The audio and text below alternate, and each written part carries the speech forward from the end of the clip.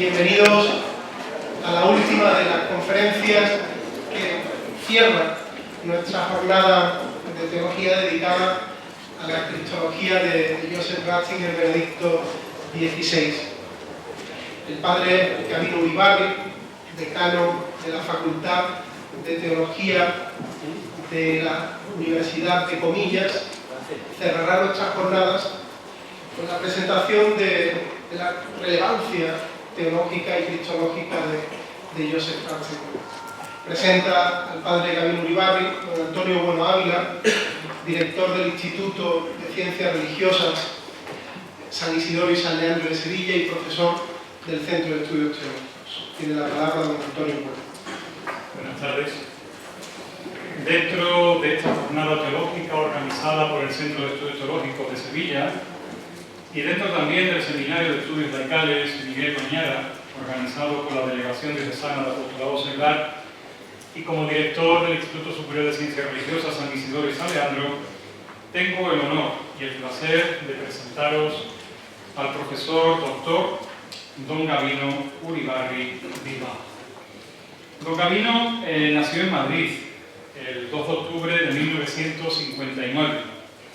Actualmente es profesor ordinario y decano de la Facultad de Teología y también de la Facultad de Derecho Canónico de la Universidad Pontificia Comillas de Madrid. Ingresó en la Compañía de Jesús en el año 1977 y realizó estudios de Filosofía y Letras, sección Filosofía, en Madrid, hasta la obtención de la licenciatura por la Universidad Pontificia de Comillas en el año 1983. Es doctor en Teología por la Universidad Pontificia de Comillas de Madrid en el año 1994. Y en esta universidad viene ejerciendo como profesor desde también ese mismo año. Ha sido profesor de la materia de escatología entre los años 1994 y 2003. Y desde 2003 imparte las asignaturas de Cristología, Mariología, Historia de la Teología 1 y también cursos monográficos y seminarios en la licenciatura de Teología Dogmática y Fundamental. Ha desempeñado también otros cargos, entre los cuales enumero lo siguiente. Ha sido director del Departamento de Teología Dogmática y Fundamental entre los años 1999 y 2008. Director de las colecciones Biblioteca de Teología Comillas entre los años 2001 y 2006 y Teología Comillas 2006-2007. Y también ha sido coordinador de doctorado de las Facultades de Teología y Derecho Canónico entre los años 2003 y 2009. Y ha publicado también un centenar largo de artículos en revistas españolas y extranjeras y más de una decena de colaboraciones en libros colectivos. Su producción es tan amplia que tan solo señalo sus obras más importantes, que nos dan muestra de su saber y su conocimiento. Destaca su obra Monarquía y Trinidad, el concepto teológico monarquía en la controversia monarquiana, publicado en Madrid el año 1996. También destaca su obra Reavivar el don de Dios, segunda de Timoteo 1:6, una propuesta de promoción vocacional, publicada en Santander en 1997. También La emergencia de la Trinidad inmanente, Hipólito y Tertuliano, Madrid 1999. Portal Las marcas de Jesús, Teología y Espiritualidad de la Vida Consagrada, en Madrid 2001. También destaca su obra El Mensajero, Perfiles del Evangelizador, Madrid 2006, y La singular humanidad de Jesucristo, el tema mayor de la cristología contemporánea, en Madrid en el año 2008. Estas obras son suficientes para mostrar de nuevo, junto a Monseñor Ladaria, la sólida fundamentación patrística de la teología desarrollada por la Compañía de Jesús. Le damos las gracias por estar con nosotros, entre nosotros. Le cedo la palabra y le escuchamos atentamente. Muchas gracias por estas palabras de presentación. Muy buenas tardes a todos, saludo en especial a las autoridades académicas y de la diócesis aquí presentes y a Monseñor Badari. En los conciertos de rock, primero empieza cantando los teloneros de segunda categoría y luego ya al final pues llegan las grandes estrellas, y aquí lo han organizado al revés. Las grandes figuras han pasado ya y ahora al final pues le toca a alguien de segunda categoría en este momento último de la tarde. Voy a presentar lo que considero la aportación fundamental de Joseph Ratzinger a la cristología contemporánea en 3 apartados muy desiguales. Uno primero donde voy a tratar de situar la cuestión, un segundo que será más extenso con el análisis y un tercero de conclusión. Empezamos entonces por la primera parte. Los curiosos avatares de Joseph Ratzinger con la cristología. En algunos círculos teológicos se sabía que el entonces prefecto de la Congregación para la Doctrina de la Fe había querido jubilarse al cumplir los 75 años, esto es en el año 2002. Juan Pablo II no se lo permitió y le pidió que siguiera al frente del dicasterio encargado de promover y tutelar la sana doctrina católica. El motivo de acariciar la jubilación, conservando todavía la plenitud de facultades intelectuales, no era la pereza ni el desencanto con su trabajo. Nada de cobardía ni de retirada. Acariciaba el proyecto de escribir un libro sobre Jesús, de culminar su trayectoria teológica con una contribución significativa en el área general de la cristología. No en vano, en su primer libro sobre Jesús reconoce que llevaba mucho tiempo en camino interior hacia este proyecto. Aunque en algún momento de su etapa como profesor confesó su deseo de escribir una cristología, en un artículo aparecido en la revista Estudios Eclesiásticos en el año 1972, no se puede decir que el terreno de la cristología fuera el área en el que la producción de Ratzinger más había destacado anteriormente. Dentro de su producción teológica destacaban con nitidez otros temas sobre el cristológico, como por ejemplo el de la escatología, el único tratado sobre el que escribió un manual completo, la Iglesia, el tema transversal de su ocupación teológica, la liturgia, un tema sobre el que ha vuelto en muchas ocasiones, o la teología fundamental, a la que dedicó su trabajo de habilitación. Con esta perspectiva, antes de su investidura papal, nadie diría que Joseph Ratzinger iba a ocupar un puesto singular en la cristología posterior al Concilio Vaticano II y de los inicios del siglo XXI. Su trilogía sobre Jesús de Nazaret ha cambiado completamente el panorama. Es una trilogía sobre Jesús donde se tocan temas cristológicos y se hace una aportación significativa a la cristología. Por eso no extraña que estos libros hayan causado un gran impacto, que hayan sido ampliamente comentados por la comunidad académica y que, a pesar de que no sean un acto magisterial, resulten una pieza indispensable para entender el magisterio, en este caso netamente teológico, de Benedicto XVI. Una vez situados ante un itinerario tan curioso, voy a presentar el modo de proceder. Me voy a centrar en algunas obras de temática más explícitamente cristológica, que destacan por sí mismas dentro de su producción teológica. Me refiero en concreto a la parte cristológica de la obra La Introducción al Cristianismo, publicada por primera vez en 1968, recogiendo un curso de 1967. Su obra Miremos al traspasado, publicada en 1984, y evidentemente los 3 libros sobre Jesús de Nazaret.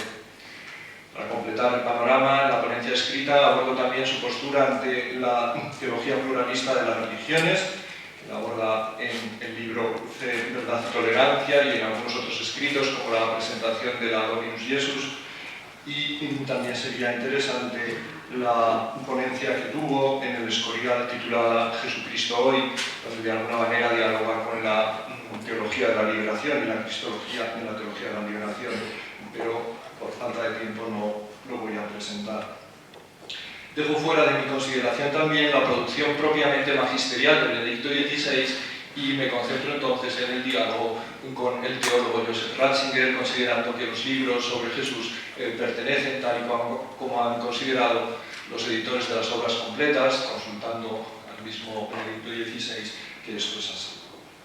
Entonces, dentro de este segundo apartado, la primera parte, la introducción al cristianismo, 1968. Primera confrontación con el historicismo como fundamento de la cristología. Con la introducción al cristianismo tenemos la primera contribución de calado de Joseph Ratzinger a la cristología.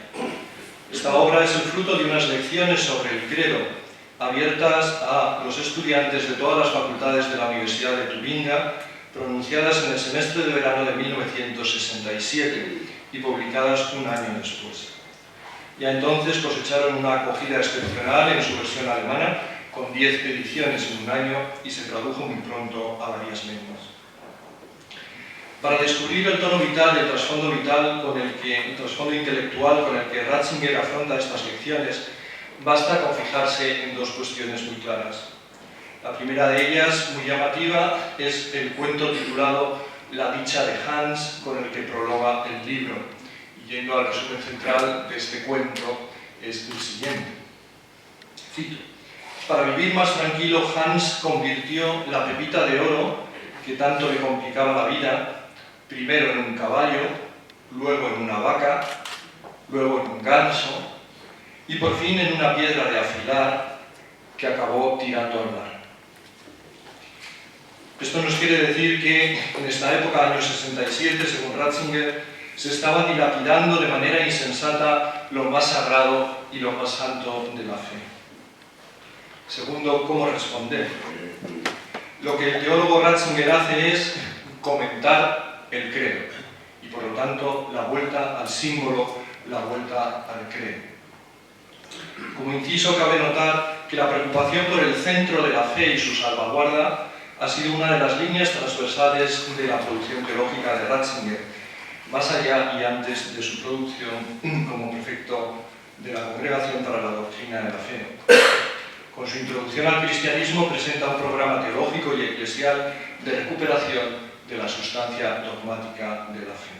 ¿Y cómo lo hace para la cristología? Primero, la cuestión central.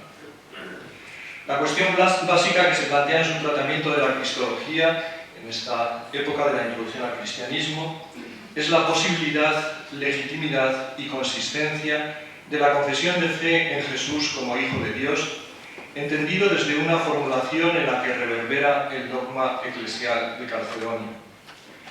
Cito: Jesús, un hombre histórico, es el Hijo de Dios. Y el Hijo de Dios es el hombre Jesús. Fin de la cita. Aquí resuena sin duda la síntesis calcedoniana que afirma que Jesucristo, el Hijo de Dios, es verdadero Dios y verdadero hombre. Ratzinger introduce esta problemática desde la consideración de Jesús como el Logos, en línea con el Evangelio de Juan. La cuestión de la cristología es la cuestión del Logos, la palabra inteligente que se hace sarx, en carne. Y por lo tanto es la cuestión de la posibilidad de conocer a Dios, de que Dios nos revele su rostro, de que sea posible y sostenible la relación con Dios. Me atrevo a afirmar, pues, que la cristología de Ratzinger desde el principio ha estado sustentada por un verdadero aliento teológico. Si en Jesucristo se dilucida la cuestión de Dios, de su revelación y de su modo de intervención en el mundo, la salvación, la soteriología, la cristología se convierte radicalmente en un tratado con un vigoroso fuste estrictamente teológico. En la afirmación de que Jesús es el Hijo de Dios, centro absoluto de la cristología para Ratzinger, entra de lleno, como venimos diciendo, la relación entre el Logos y las artes, entre la fe y la historia. Ahora bien, a partir de la Edad Moderna se ha impuesto el presupuesto de que todo lo que tenga que ver con la historia se ha de estudiar y solventar desde los parámetros de la ciencia histórica, lo cual nos aboca a que la cuestión de la cristología se resuelva en un caso singular de la ciencia histórica. Y entonces el asunto es si la confesión de fe en Jesús como Hijo de Dios se puede obtener a partir de la ciencia histórica. Voy a presentar la crítica que hace en estos momentos Ratzinger a la aproximación historicista a la cristología y la alternativa que presenta. Con un matiz. Si hemos visto que la cuestión central de la cristología, Jesús como el Hijo de Dios, que nos puede revelar a Dios, hemos visto que esta cuestión se ha transmutado y condensado en un asunto de método. ¿Cómo poder sostener y acceder con fundamento a la filiación divina de Jesús? ¿Se puede hacer desde la historia? Y entonces así vemos que una de las características, me parece a mí, de la cristología de Ratzinger es que ha puesto de relieve cómo contenido y método de la cristología se determinan recíprocamente. Segunda parte dentro de este apartado, la aporética de la metodología historicista para la elaboración de la cristología. En la introducción al cristianismo encontramos hasta 3 andanadas suficientemente diferenciadas en la discusión con la metodología historicista.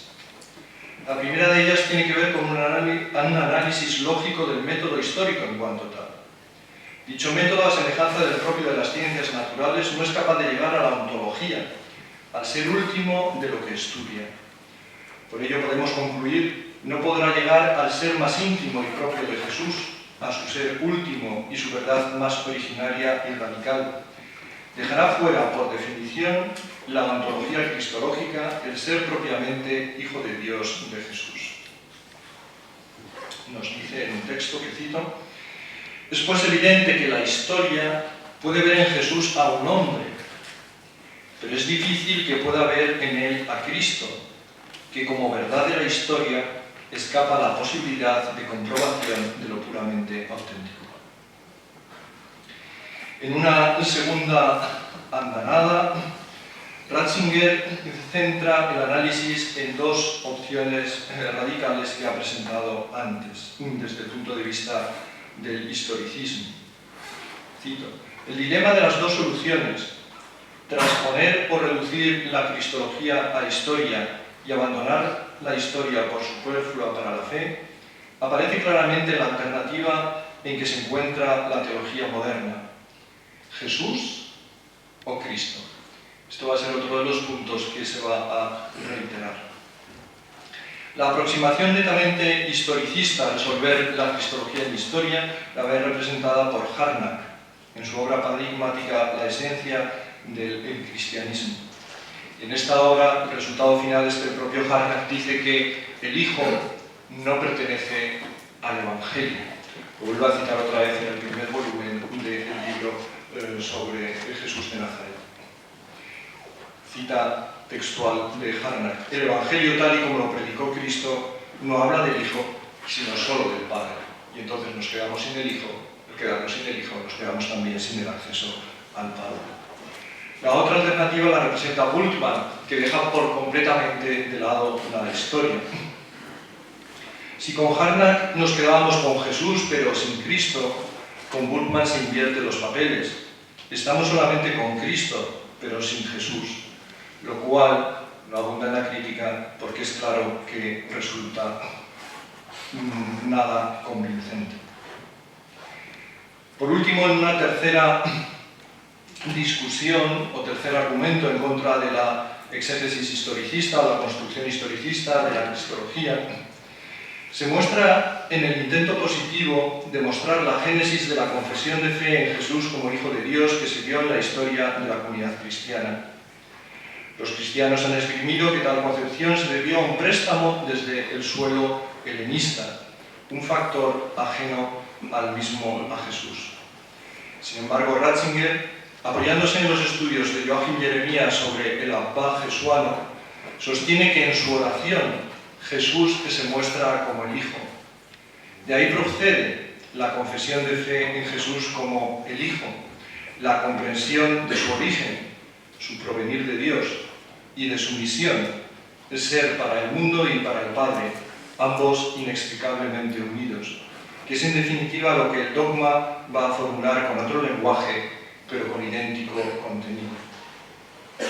En definitiva y resumiendo, la construcción historicista o bien no accede a la verdad última de los acontecimientos y por ello no sirve para la cristología ni para la teología, o bien proyecta sus deseos, como es el caso de Hartmann, o bien deja sin fundamento histórico alguno, como es el caso de Bultmann, o bien procede desde fuera de la persona de Jesús, sin llegar a entenderla en su unidad y su verdad propia. En todo caso, la cristología no se puede fundamentar sobre el historicismo en ninguna de sus posibles versiones. Y como conclusión de esta parte, entonces, en un primer balance. En primer lugar, la problemática de la cristología moderna se concentra para Ratzinger en esta época, y más adelante también, en el hiato entre Jesús y Cristo. En segundo lugar, la cristología no se puede apoyar en una reconstrucción de carácter historicista de Jesús, de Nazaret, el hombre, pero tampoco puede dejar de lado completamente la historia, como pretendía Bultmann. Es más, la investigación histórica puede hacer algunas aportaciones valiosas a la cristología, tal y como se percibe en este momento con el manejo que hace Ratzinger de la obra de Joachim Jeremías y en particular del Abba. En tercer lugar, el centro de la confesión de fe cristológica radica en la afirmación de que Jesús es el Hijo de Dios. Dicha formulación viene a ser, en el fondo, una aserción sobre el yo de Jesús, el Hijo, que se capta precisamente en su oración. Segunda parte, el libro Mirar al traspasado, o Miremos al traspasado, de 1984, una cristología espiritual con aliento dogmático. En primer lugar, el diagnóstico en esta obra. En 1984, Ratzinger publicó una recopilación de trabajos de tema cristológico bajo el título Miremos al traspasado. Recoge una serie de escritos de 1981 a 1982 que los agrupa después de una serie de convicciones y acontecimientos con el subtítulo Intento o Intentos de una cristología espiritual. No entiendo por qué los traductores de la versión española han eliminado el subtítulo, que es muy significativo para entender lo que pretende. De los distintos acontecimientos que menciona como significativos en esta época, uno de ellos es la poca atención que se le prestó al aniversario del Tercer Concilio en Constantinopla, del año 1981. El Tercer Concilio de Constantinopla se celebra en el año 681, era por lo tanto un aniversario redondo, 1300 años, y sin embargo pasó desapercibido. En este libro nos dice que la idea más prometedora para el futuro de la cristología es el de una cristología espiritual y una apropiación espiritual de la cristología. Y su diagnóstico se concentra en este momento en dos elementos básicos.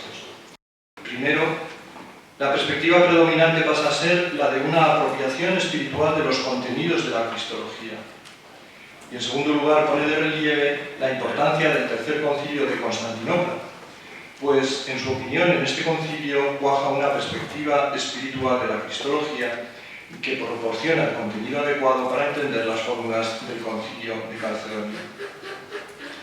De los escritos presentes en este volumen, el más significativo sin duda es el que se titula Puntos de referencia cristológicos, que es el que voy a comentar, y me parece que se puede establecer con mucha facilidad un puente entre estos puntos de orientación cristológicos de 1982, publicados en el 84, y los 3 libros sobre Jesús, donde trata de poner en práctica lo que aquí ha enunciado como deseo, como línea prometedora del futuro.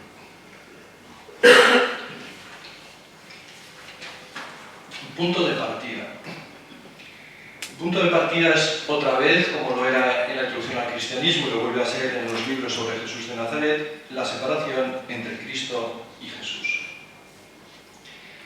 El punto de partida viene marcado por una lectura de la situación cristológica en su conjunto, especialmente la de América Latina. Como resultado final, porque aquí estamos recogiendo una conferencia que tiene en el CELA, como resultado final, en el resto de este opúsculo intentará mostrar la unidad interior e indisoluble de Jesús y de Cristo. ¿Por qué resultaba esto necesario? por una triple circunstancia. La primera, por la separación que campea en la cristología entre Jesús y Cristo, que ha llevado a una sustitución de Cristo, denominación explícitamente eclesial, por Jesús, una designación de carácter histórico. En segundo lugar, por la sustitución de la salvación por la liberación, afectando así a la soteriología. Y en tercer lugar, por la sospecha que se yergue sobre la visión eclesial acerca de Jesucristo, como incongruente con la historia. Resumiendo, un haz de temas de primer calibre determina el clima y el horizonte de las cuestiones sobre las que se cavila, discute e investiga, que en estos momentos Ratzinger formula así. Hoy, en cambio, se pregunta, ¿cuál es en realidad la relación entre el dogma cristológico y el testimonio de la Biblia? ¿Cuál es la relación entre la cristología bíblica en sus distintas fases de evolución y la figura histórica real de Jesús mismo? ¿Cuán profundamente se apoya en realidad la Iglesia en la voluntad de Jesús? De esta manera, lo que queda claro es la percepción de una distancia difícilmente salvable entre Jesús y Cristo, entre la Iglesia y Jesús, entre el dogma y la Escritura, entre la confesión de fe eclesial y la historia de Jesús, entre el verdadero Jesús, el palestinense, y el Cristo eclesial del dogma, el Hijo eterno de Dios. Líneas para fundamentar. En primer lugar, la oración de Jesús, fundamento para una cristología espiritual. Cabe preguntarse qué entiende Ratzinger por una cristología espiritual. Pues no lo define ni lo aclara.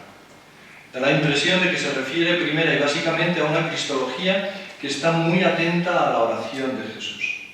Las tesis que nos ofrece, porque resume este libro en una serie de tesis, muy centradas en la oración de Jesús, así como la valoración del Tercer Concilio de Constantinopla como un concilio que produjo una elaboración y asimilación espiritual de la cristología, parecen confirmarlo.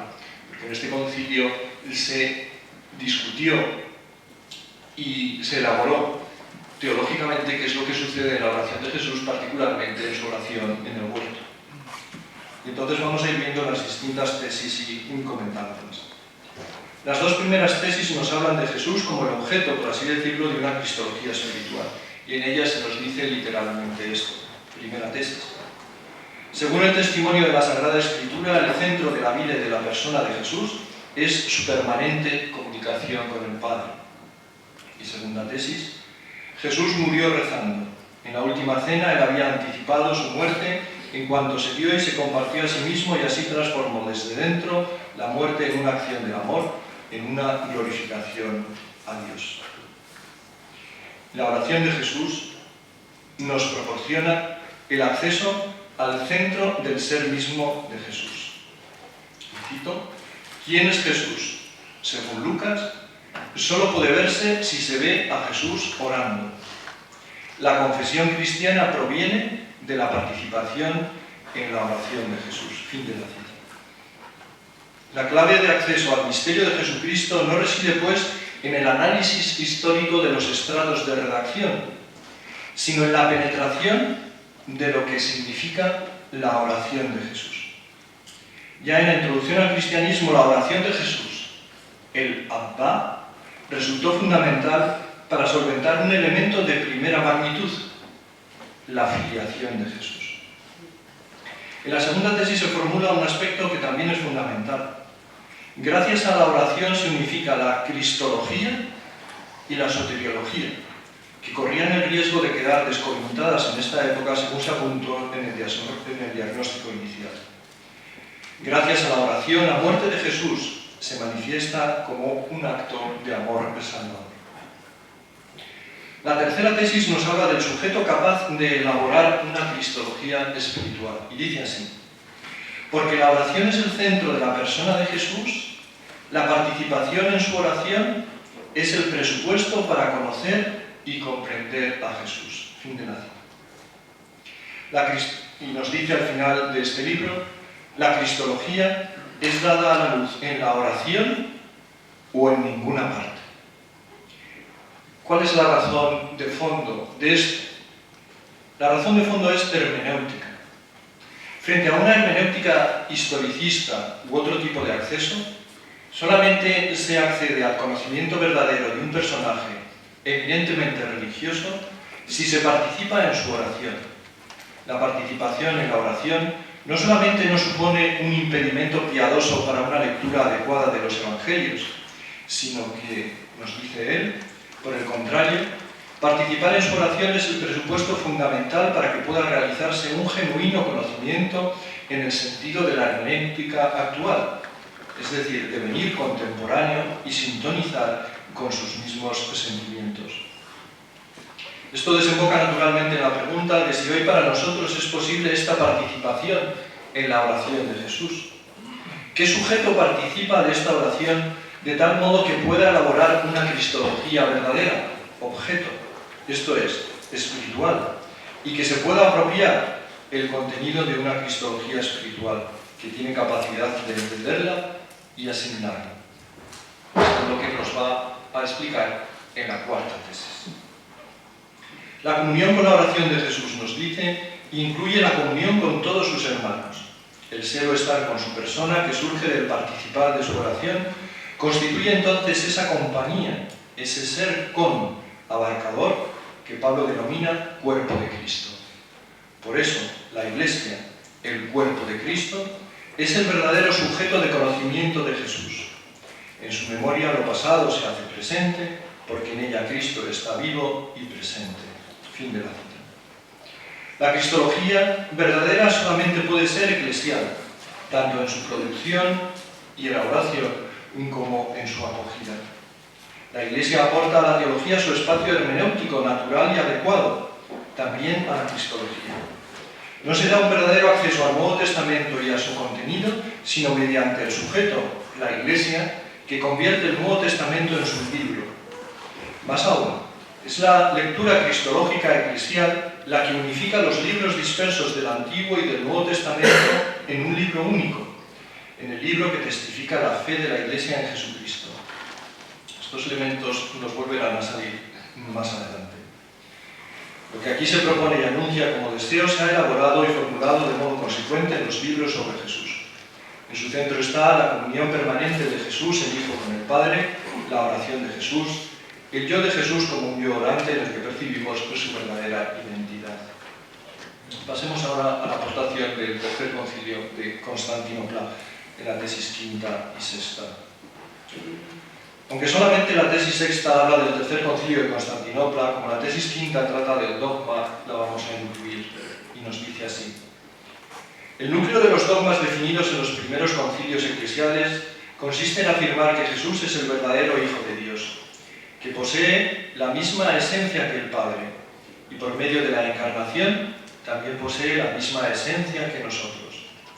En última instancia, esta definición no es sino la interpretación de la vida y de la muerte de Jesús, que siempre estuvieron determinadas por su diálogo filial con el Padre. Por tanto, no es posible separar u oponer una cristología dogmática y otra bíblica, del mismo modo que no se pueden separar cristología y soteriología. Asimismo, cristología desde arriba y cristología desde abajo, teología de la encarnación y teología de la cruz, constituyen una unidad indisoluble. Uno de los puntos en cuestión en la época era la validez de los dogmas, en particular los cristológicos, y su continuidad con la Escritura.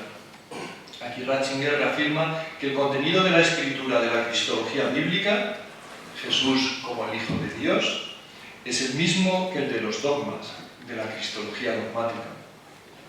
Cito: la palabra fundamental del dogma, hijo de la misma esencia, en la que se encuentra todo el testimonio de los primeros concilios, simplemente traduce la realidad de la oración de Jesús, Abba, en un lenguaje filosófico y teológico, y nada más.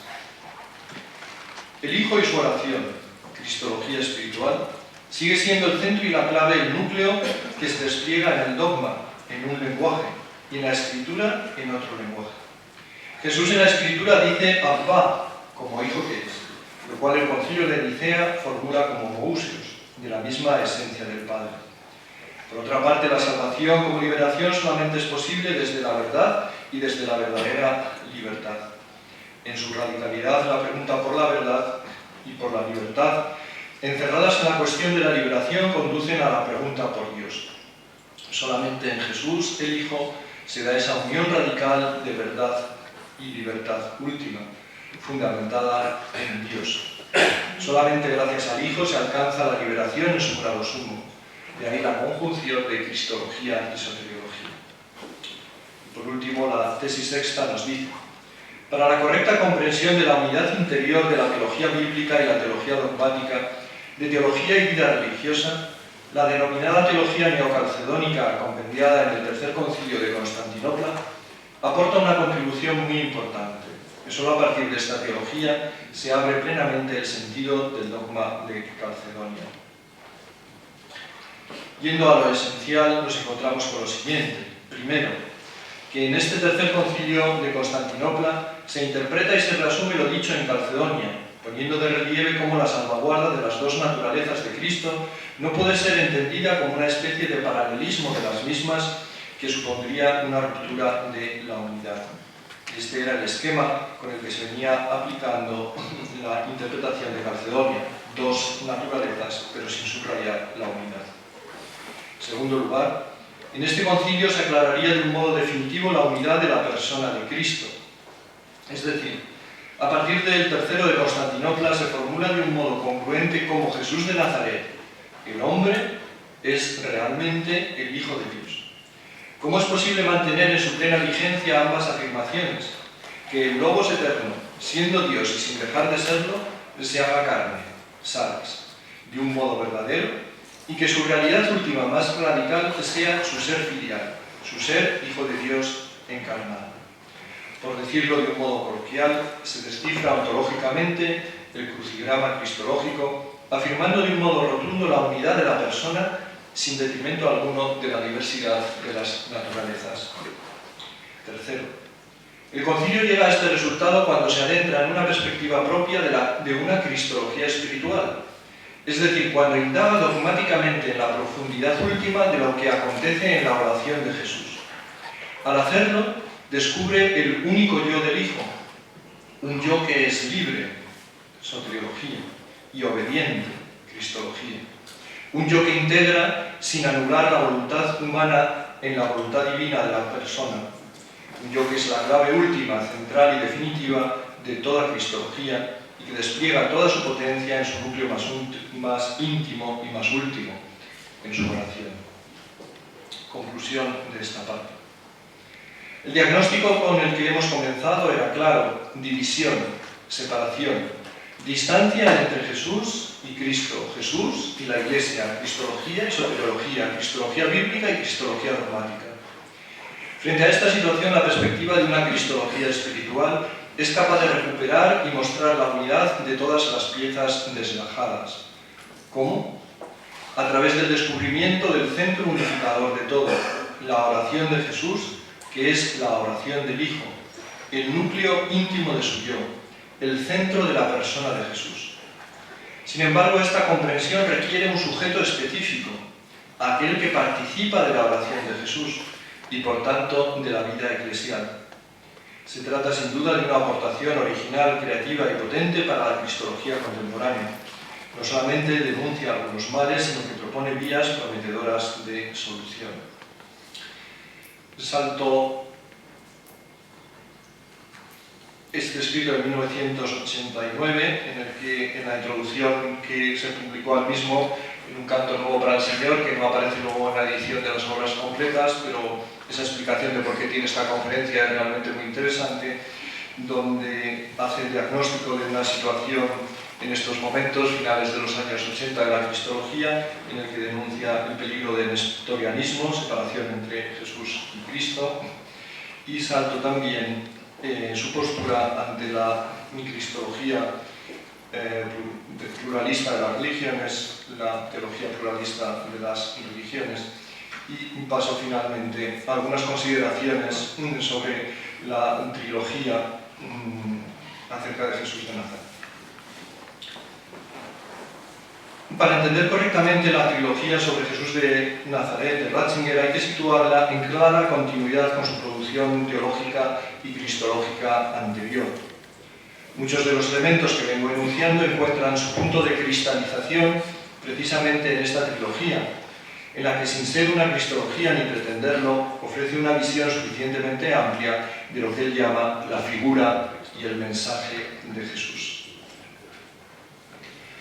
En esta aproximación a los libros sobre Jesús de Nazaret me voy a fijar solamente en lo que tienen de diagnóstico de la situación de la cristología.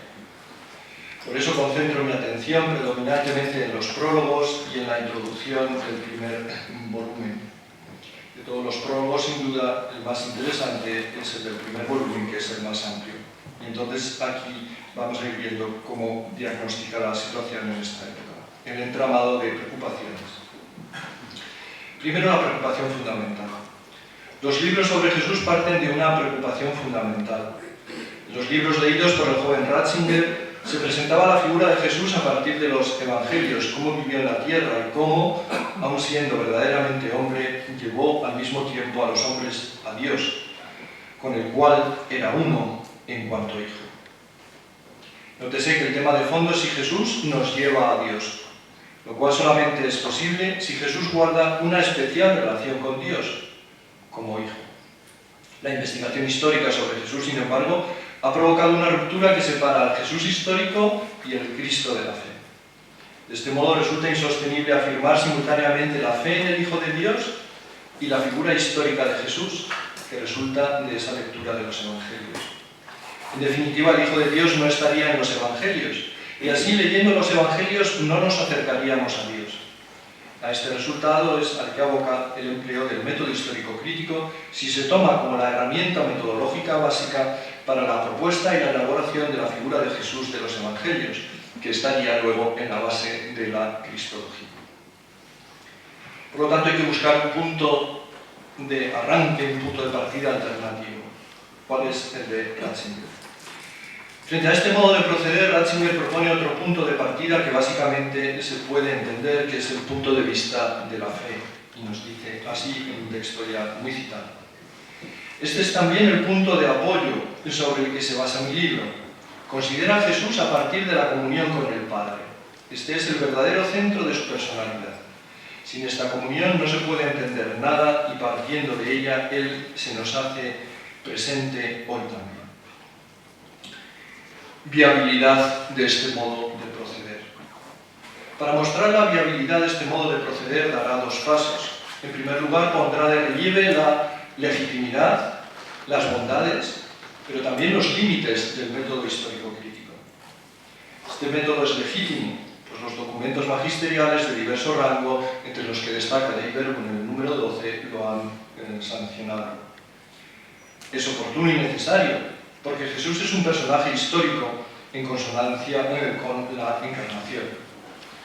Pero también es limitado, porque no considera para nada el carácter inspirado de la Escritura, deja la palabra en el pasado en su momento inicial de producción, es ciego para las relecturas y ampliaciones de sentido con respecto al momento original.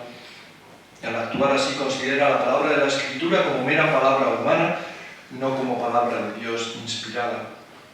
No tiene en cuenta la unidad de la Escritura, que además no puede justificar ni explicar desde la perspectiva que adopta. Por eso, por último, no puede abandonar el terreno de las hipótesis para pisar tierra sólida y firme. Ante esta perspectiva, propone la llamada exégesis canónica, que en realidad es una exégesis inspirada por una hermenéutica teológica, o mejor, por otro modo de articular una hermenéutica teológica explícita con una hermenéutica histórica, como aclara mejor en el prólogo al segundo volumen. Es decir, pretende lograr una mirada teológica a Jesús que sea capaz de conjugarse con una mirada histórica al personaje, pero que no esté condicionada por los límites propios de la mirada histórico-científica, incapaz de elevarse con sus propias fuerzas hacia la fe. La presencia continua de libros de exégesis de corte histórico-crítico con los que dialoga, a la vez que el sincero aprecio ante los resultados de este tipo de aproximación al estudio de la Escritura, corrobora que no pretende una demonización absoluta de la exégesis histórico-crítica, sino situarla en sus parámetros adecuados. Ratzinger considera que esta nueva exégesis, esta hermenéutica teológica, se caracteriza por estos rasgos. Incorpora con facilidad todo lo que significan las relecturas, muy unidas al carácter específico de la palabra bíblica como palabra de Dios y a la lectura cristológica del conjunto de la Escritura, que es la que la unifica como libro. Así, la palabra ya no queda en el pasado. Además, se reconoce lo que significa la inspiración y de resulta se trabaja explícitamente con la unidad de toda la Escritura. Se discierne además con claridad la diversidad de sujetos que están detrás de este texto tan singular. Por una parte, el autor sagrado particular, pero también, en segundo lugar, el pueblo de Dios, que hace de la Biblia el libro de su vida y de su fe. Y por último, y más importante, Dios mismo, autor último, que nos habla en este libro único y especialísimo. ¿Cuál es el núcleo de su propuesta? El núcleo de su propuesta se basa en varios principios que articula. Primero, que los evangelios son fiables. La imagen de Jesús que nos proporcionan es creíble. No hay que construir un Jesús diferente al de los evangelios para apoyarnos en él. Al contrario, el Jesús de los evangelios es el Jesús verdadero, el real, y por tanto es el Jesús terreno, y en este sentido el Jesús histórico. El punto de partida no va de la historia a la fe, sino de la fe a la historia.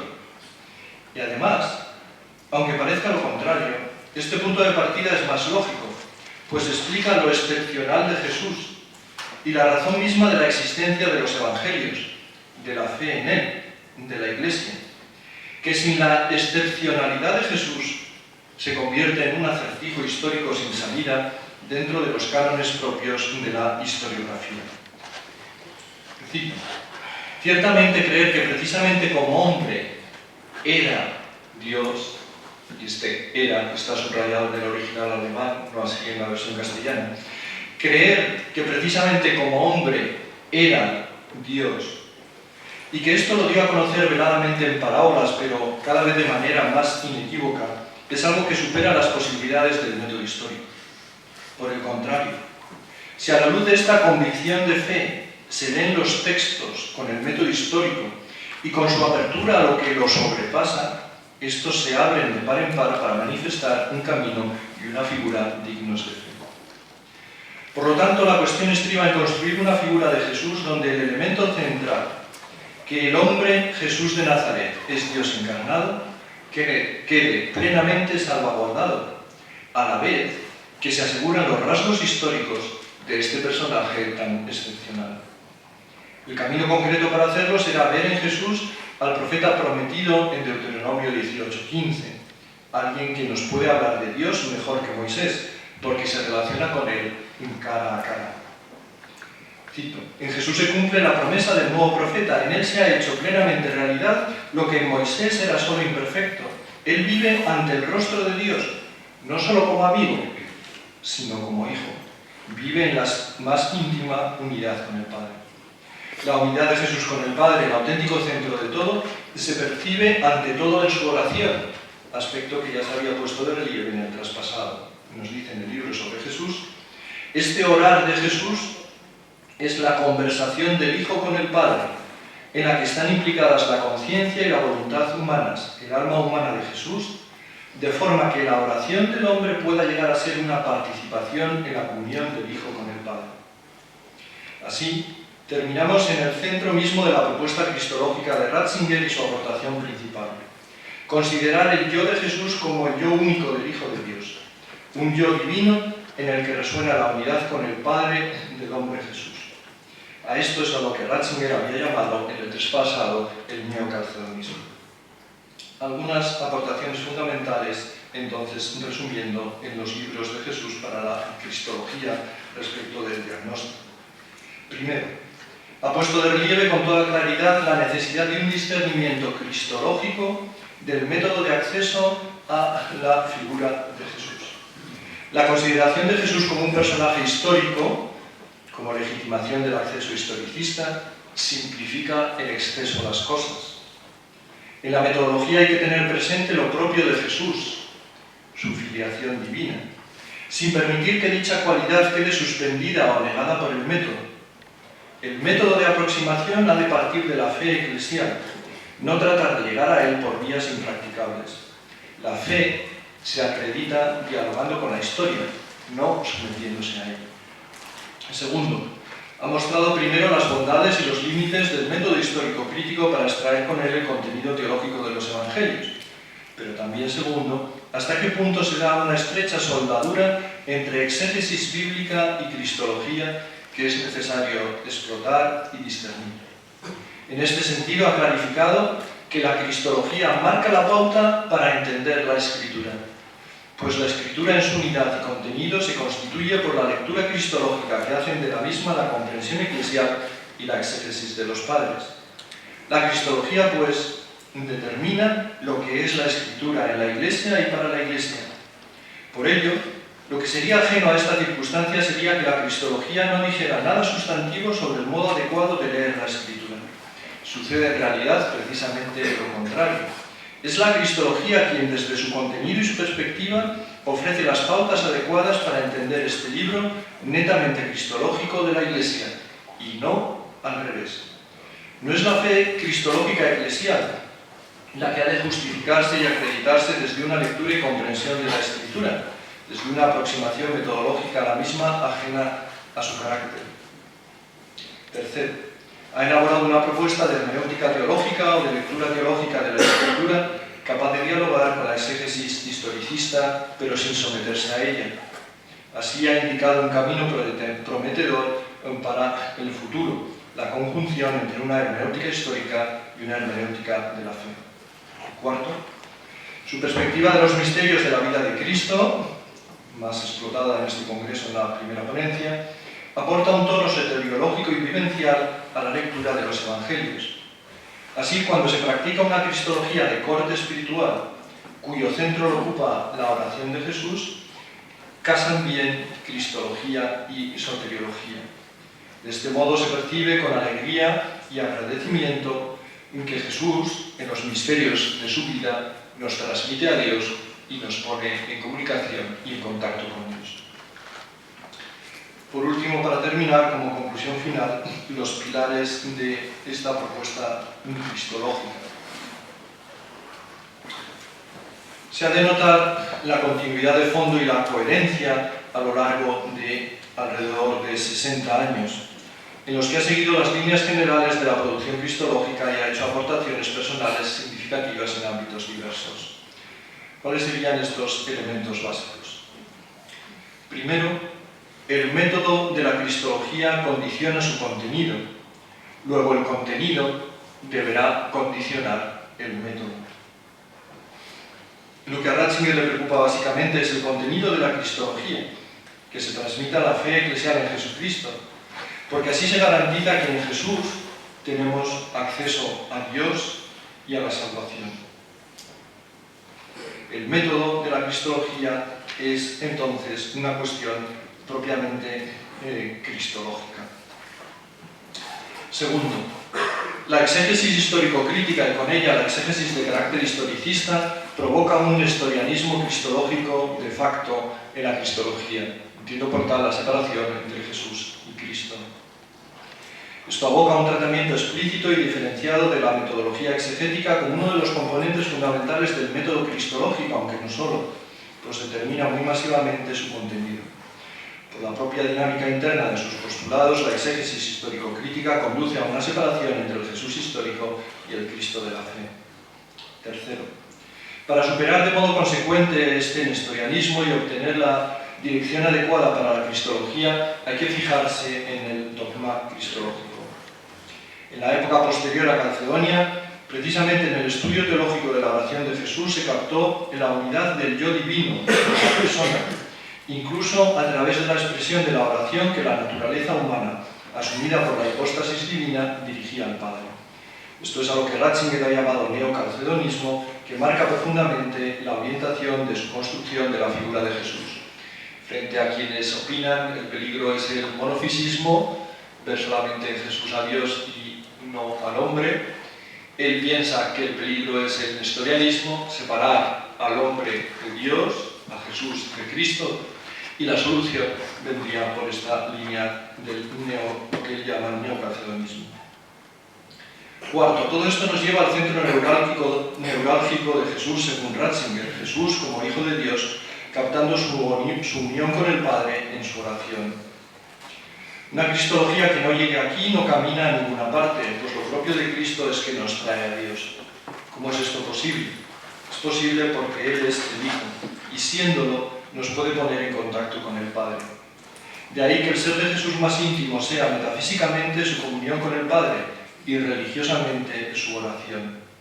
En la oración se descubre el yo único de Jesús, un yo, no dos yoes, frente al nestorianismo, que hemos de ver desde la unidad de la persona divina, lo que él llama el neocalcedonismo. El estudio de la cristología encuentra así para Ratzinger su piedra de toque y su apertura fundamental en la consideración teológica de la oración de Jesús, en la que nos aparece su yo más íntimo. Quinto, por último, esta perspectiva se ha de concretar en una visión positiva capaz de construir una propuesta que nos proporcione el acceso al Jesús real. Dicha propuesta, muy sintéticamente formulada, consiste en el primado de una hermenéutica teológica o de la fe en la lectura de los evangelios y de la escritura en general. Es decir, que acoja positivamente desde la unidad de la escritura y desde la fe de la Iglesia el testimonio neotestamentario y evangélico sobre Jesucristo. Desde ahí se puede abrir a una hermenéutica histórica, es decir, entrar en diálogo con una exégesis de carácter histórico para rubricar la certeza y el contenido histórico del acontecimiento. Dios estaba presente de modo singular en el hombre Jesús porque Jesús era Dios entre nosotros. Dicho diálogo se hace desde una exégesis que sea capaz del mismo, que por lo tanto no sea ciega para la dimensión teológica de los evangelios y del hombre Jesús de Nazaret. En la práctica, Ratzinger traduce esto en los libros sobre Jesús que se acercan a una teología de los misterios de la vida de Jesús. Pues desde esta aproximación es como más fácil y certeramente se puede acercar la figura verdadera de Jesús, cristología, a los hombres, para que al ponerse en contacto con Él encuentren a Dios, la salvación de Dios, soteriología. De este modo encuentra una vía de solución uno de los principales problemas que ocupaban al profesor Ratzinger durante el inmediato posconcilio, cuando dictó las lecciones tituladas Introducción al cristianismo. Muchas gracias por su atención.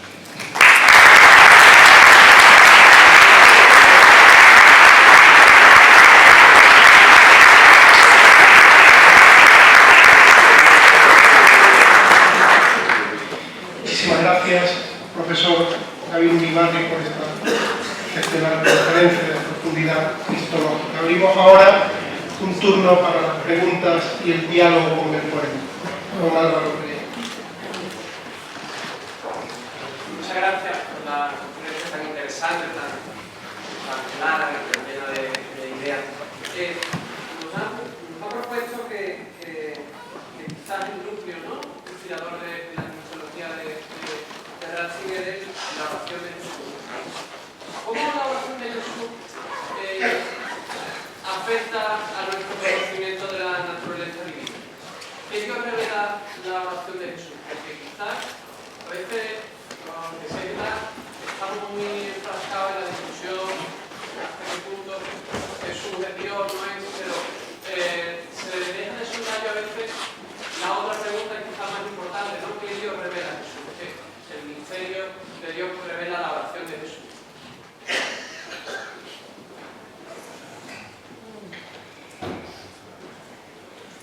Lo que yo entiendo es que para él es la cuestión clave porque se ve cómo Jesús está en íntima comunión con Dios.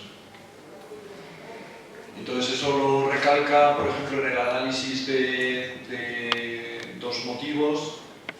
Uno que desarrolla más en la introducción al cristianismo, que sería el Ampá, que no lo olvida después, que prácticamente repite esas páginas, si no recuerdo mal, en el libro sobre Jesús. Entonces solamente el Hijo tiene esa intimidad con el Padre para relacionarse con Él desde esta formulación del Ampá. Otro de los momentos, aunque él estudia más, en los que aparece claro es en el huerto. Entonces solamente el Hijo tiene esta obediencia libre y esta aceptación incondicional de la voluntad de Dios, que está poniendo de relieve esa íntima comunión entre el Hijo y el Padre.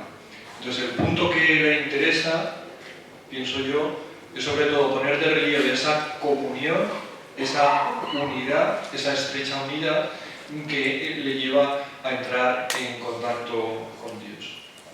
El tema de Dios yo confieso que no lo he estudiado con tanto detenimiento, pero sí que pienso que uno de los aspectos que él quiere poner de relieve es ese elemento salvífico.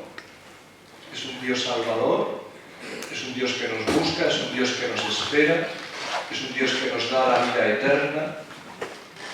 Y yo pienso que más o menos por ahí, o por lo menos por ahí empezaría yo a investigar, o a buscar, o a rastrear más este otro elemento, pero os confieso que ahí no me he detenido yo tanto.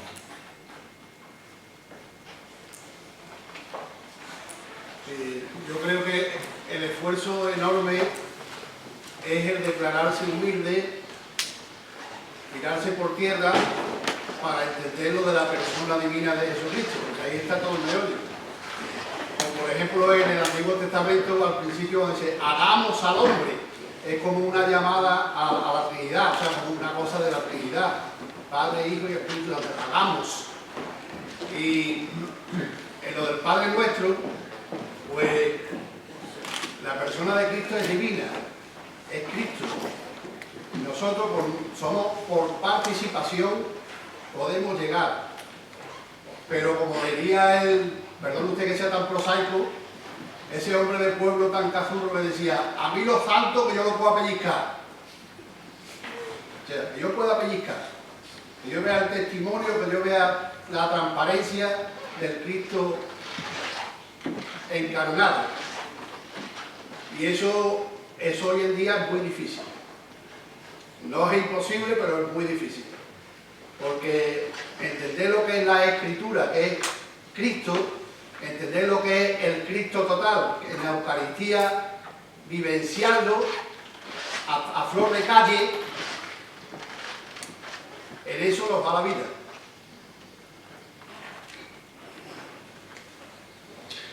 Bueno, no sé si he entendido muy bien lo que usted quiere preguntar.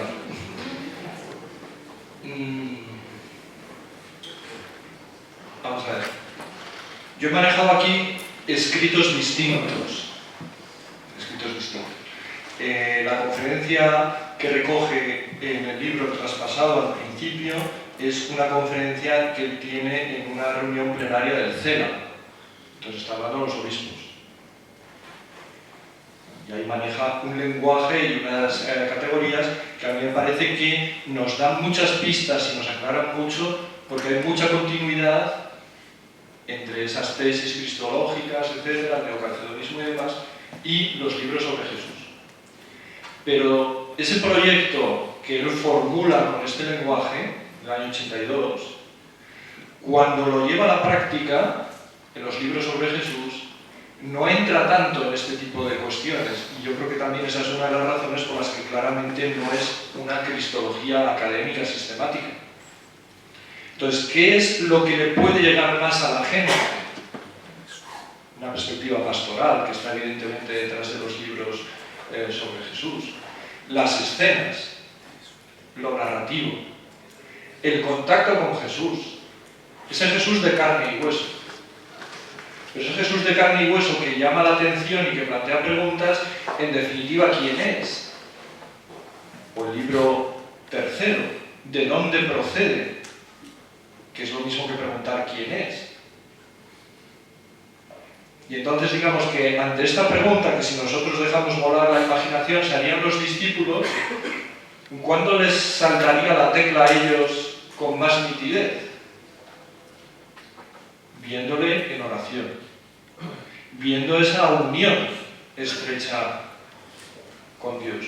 Una oración que además no se reservaba en exclusiva, tenía ratos de oración en exclusiva, pero no se reservaba en exclusiva, sino de la que hacía partícipes a los discípulos. Entonces, en esas escenas de oración que nos han transmitido los evangelios, es donde se nos da un punto de penetración más nítido para alguien que también es de carne y hueso. Y entonces no es, digamos, la perspectiva pastoral primera empezar a hablar de la persona divina. Sino la perspectiva pastoral primera de los libros sobre Jesús es una lectura de los evangelios, pero que no sea una lectura chata, ni recortada, ni a la baja, sino una lectura desde los ojos de la fe que ve, que lee, que entiende, que se apropia de lo que ahí realmente está sucediendo y está pasando, ya sea en las tentaciones, ya sea en el Padre Nuestro, ya sea en el Sermón del Monte, ya sea en la Última Cena, ya sea en la Transfiguración.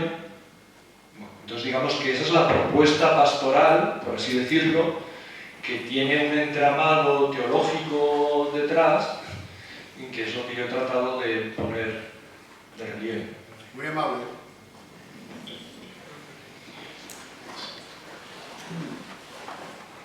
Un tema que a mí me ha llamado siempre la atención, partir de la base de que el nombre indica la esencia de la persona en el Antiguo Testamento y demás. Entonces me encuentro con que hay para mí fundamentalmente dos nombres de Dios. Uno de ellos, el de Éxodo 3:7, Ejeye, hacer Ejeye, yo soy el que soy, o el que será, o yo seré el que será. En fin, las cuatro combinaciones posibles que menciona Frank King sobre la traducción de yo soy el que soy. Y la segunda, de pondrás por nombre a Jesús, en arameo Josuá, ¿no? Salvador y demás. ¿Supone el segundo nombre un perfeccionamiento sobre el primero, o simplemente es que el autor sagrado supone en planos totalmente distintos? Cuando define o pone como un nombre a Dios, el de Yahvé, o el tetragrama, y en el segundo caso de lo que tiene la salvación. Son dos planos totalmente distintos, o el segundo supone una perfección sobre el primero. El segundo me refiero lógicamente a Jesús, o lógica griego. Es decir, lo que nosotros creemos desde la perspectiva de la fe cristiana es que ciertamente ya hay una revelación en el Antiguo Testamento, pero que adquiere su plenitud, evidentemente, en Jesucristo. Entonces, para comprender a Dios, la línea privilegiada del acceso, evidentemente para comprender a Jesús y su mensaje también necesitamos el Antiguo Testamento, si no, no lo entenderíamos.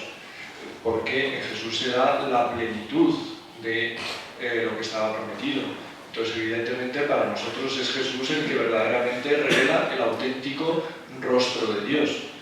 Y entonces, digamos que el término, si usted va buscando un término, el término que Jesús nos regala es Padre. Este sería que sustituye el Yahvé, ¿no? Bueno, no diría yo sustituye, sino que es el centro de lo que Jesús nos regala del rostro de Dios, la palabra privilegiada es Padre.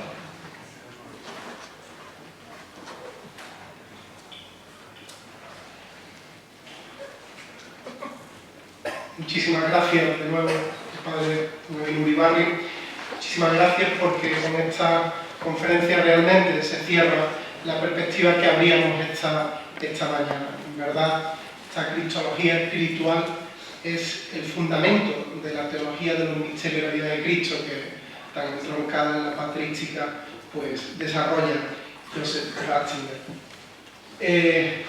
Concluimos esta jornada y lo hacemos bendiciendo a Dios a través de la bendición de nuestra biblioteca, que se bendice y se dedica a Benedicto XVI. Por lo tanto, ahora nos desplazamos hasta la biblioteca para proceder a este acto de bendición. Muchas gracias a todos por su asistencia y por su atención, por su participación.